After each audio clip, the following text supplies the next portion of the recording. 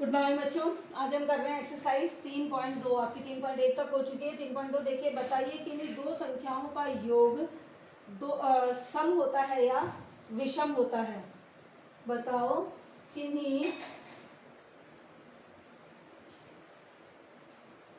दो संख्याओं का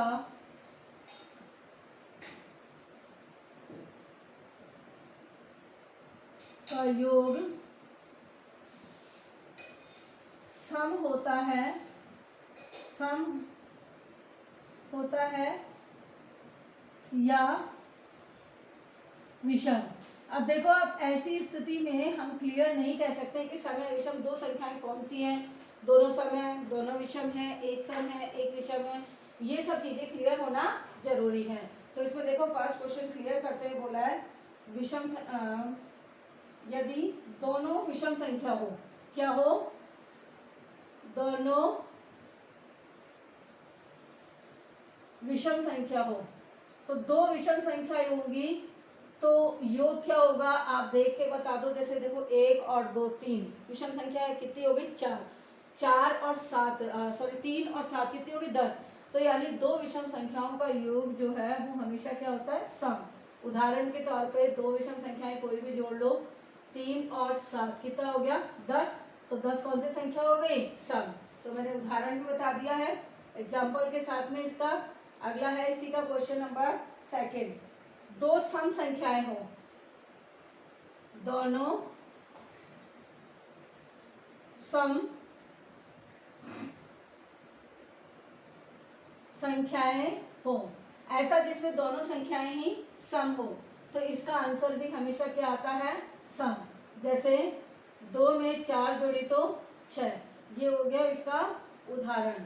जैसे देखो, ये भी सम है, ये भी सम है, दोनों सम को जोड़ा तो सम। यानी दो विषम संख्याओं को जोड़ोगे तो भी उत्तर सम में आएगा, और दो सम संख्याओं को जोड़ोगे तो भी उत्तर सम में आएगा। अगला है क्वेश्चन सही या गलत, सत्य असत्य। तीन विषम संख्याओं का योग। देखो क्वेश्चन नंबर सेकंड में सत्य और असत्य बोल रहा है, सत्य और असत्य। इसमें पहला बोल रहा है तीन विषम संख्याओं का योग सम होता है। तीन विषम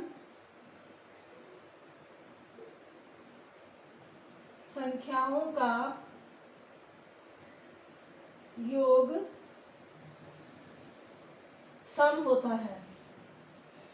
ऐसा होता है कि तीन विषम संख्याओं का सम देखो, जोड़ के देख लो, शुरुआत की देख लो, 1 3 और 5। तो 1 और 3 कितनी हो गई? 4। 4 और 5 कितनी हो गई? 9। ठीक है, 1 और 3 4 होती है, और 4 में 5 जोड़ेंगे तो 9। दो विषम संख्याओं का योग सम होता है, लेकिन तीन विषम संख्याओं का योग सम नहीं होता है, यानी ये गलत है, फॉल्स। ठीक है, सेकंड। अगला है दो विषम संख्याएं और एक सम संख्या का योग सम होता है। ये सही बात है। दो विषम संख्या व एक सम संख्या का योग सम होता है। तो ये बात सही है, क्योंकि देखो दो विषम संख्याएं ले लेते हैं अपन, 1 और 3। 1 और 3 कितने हो गए? 4। और एक सम संख्या हो गई, 4 में 2 जोड़ लेते हैं तो कितना हो गया? 6, यानी सम संख्या हो गई। तो दो विषम संख्या और एक सम संख्या जोड़ोगे तो उत्तर सम में आएगा। अगला है तीसरा, तीन विषम संख्याओं का गुणनफल विषम होता है। तीन विषम संख्याओं का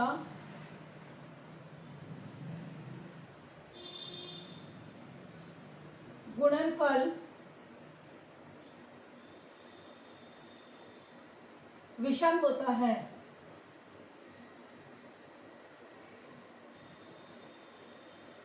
ये बोला तीन विषम संख्याओं का गुणनफल विषम होता है। तो जरा देख लें अपन तीन विषम संख्याएं गुणनफल के लिए। जैसे 1 गुणा 3 गुणा 5, 3 एकम 3, 3 पंजो 15। बात सही है, तो यानी सत्य हो गया। अगला है फोर्थ।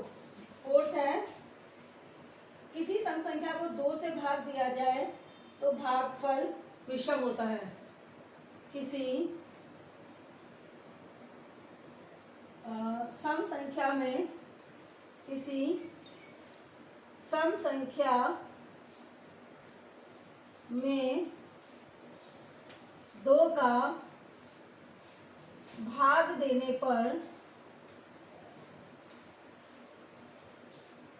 भागफल हमेशा विषम होता है।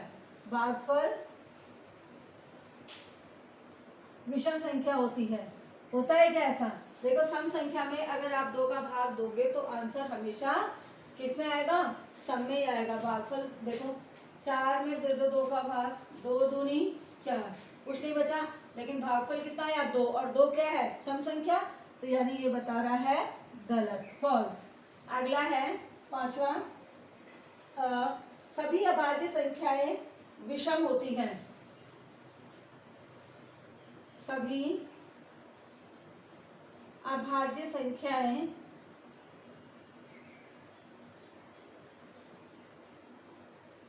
विषम होती हैं। तो ये बात पूरी तरह से सही नहीं है, क्योंकि बाकी तो सारी अभाज्य संख्या विषम संख्या होती है, लेकिन जो 2 है ना, 2 अभाज्य संख्या मानी जाती है, और वो 2 आपको पता है कि 2 विषम संख्या नहीं होती है, 2 सम होती है। यानी 2 को छोड़कर बाकी सारी अभाज्य विषम हो सकती हैं, लेकिन 2 तो सम ही है। तो इसलिए पूरी तरह से ये बात सही नहीं है कि सभी अभाज्य संख्याएं विषम होती हैं, ये बात गलत है। अगला है क्वेश्चन नंबर 6,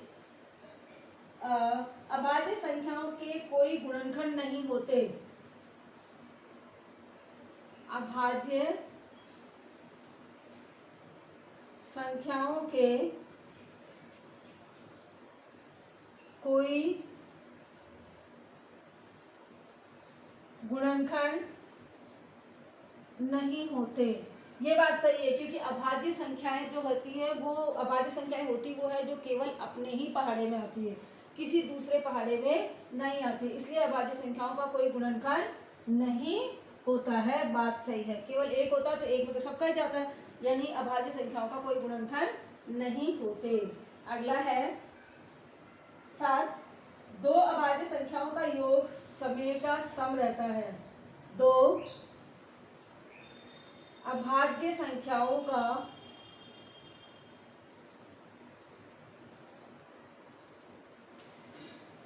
योग सम होता है, हमेशा सम होता है। थोड़े थोड़े से शब्द हटा के शॉर्ट में लिख रही हूँ, जिससे कि आ जाए। होता है, आप हम तो बेसिक तक पहुंच जाए।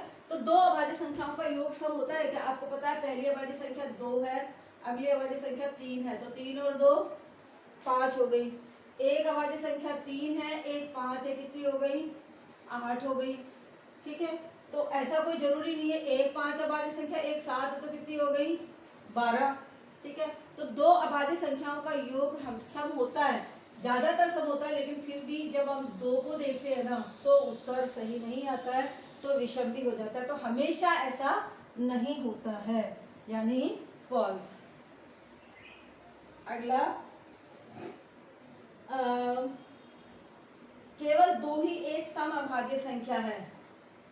ये बात सही है, केवल 2 ही एक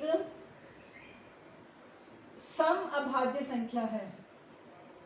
अभाज्य संख्या है, बाकी सारी अभाज्य संख्याएं विषम होती है, लेकिन जो 2 है ना, वो सम होता है। यानी ये बात सही कह रहा है, तो इसका मतलब है ये ट्रू है। 8 हो गए। अगला देखो, स्पेस है 9। क्वेश्चन नंबर 9 में है, सभी सम संख्याएं भाज्य संख्याएं हैं। सभी सम संख्याएं